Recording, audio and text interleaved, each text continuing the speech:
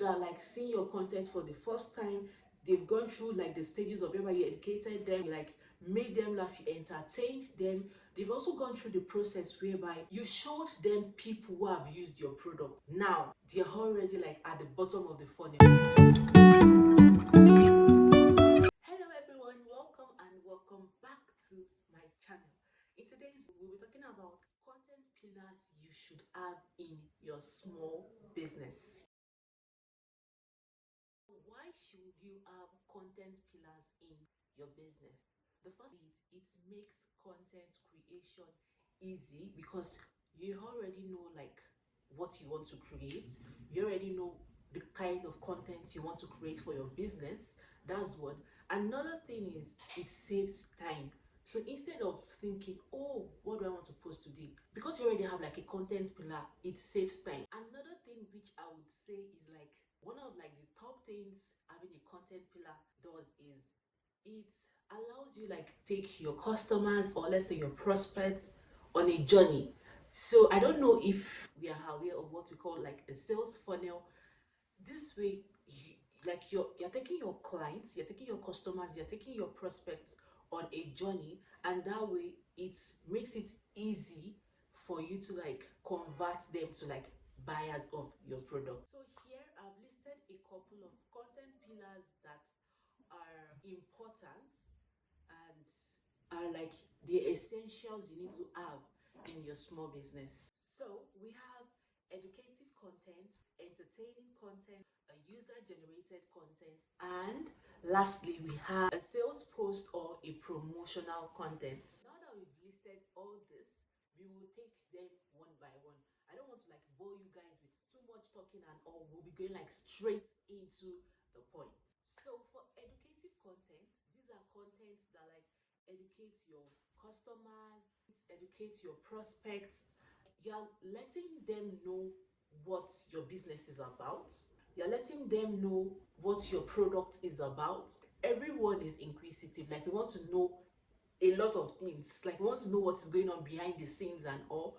So this is where you come up with content that like educate your clients. Let's say for example you are a baker, you bake cakes, you make like small chops and all. This is where you're coming to tell your clients the kind of flour you use, the kind of ingredients, the flavors and all. Are they plant-based? Can vegetarians like take it? Is it okay for kids to like consume it? This way you're educating them.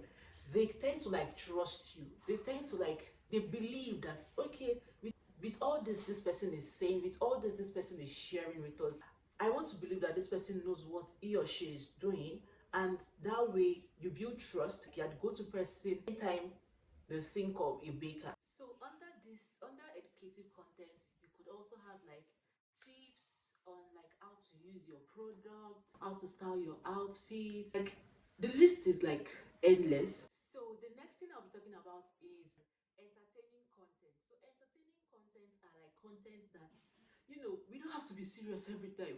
It's not every time you are like you're talking about business. Some days you just want to like laugh.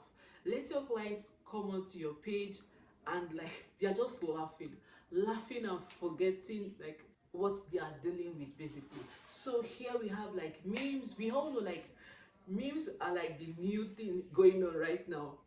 Like it is everywhere. So you can like post memes that are like related to your industry. You could post funny quotes, quotes that as well related to your industry. You could look for like funny things online. Like I've seen businesses like videos to like make stuff up. So you could also do this. You could also like ask for funny questions on your story on WhatsApp status. You could, as a fashion designer now, I could say, what is one fashion mistake you've made? Or share one crazy video or a picture of you when like you thought you were in town, then like you've arrived, and people will keep laughing. I'm like, wow, it is, stuffs like this are like entertaining content. So I hope I've done justice to that. User generated content. So in this case, we have content that are like, let's say, people using your product.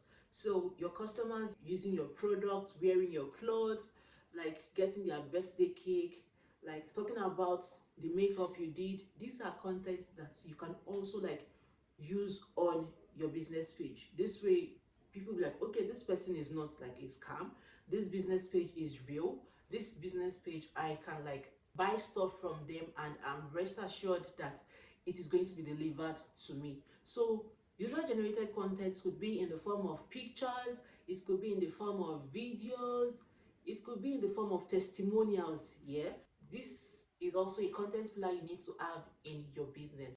Before I like go to like the last content pillar, with all these content pillars that I've shared, the educative content pillar, the entertaining content pillar, the user generated content pillar, you've like taken your customers on a journey. And even people that like seeing your content for the first time, they've gone through like the stages of whereby you educated them, they've gone through the process whereby you like made them laugh, you entertained them, they've also gone through the process whereby you showed them people who have used your products.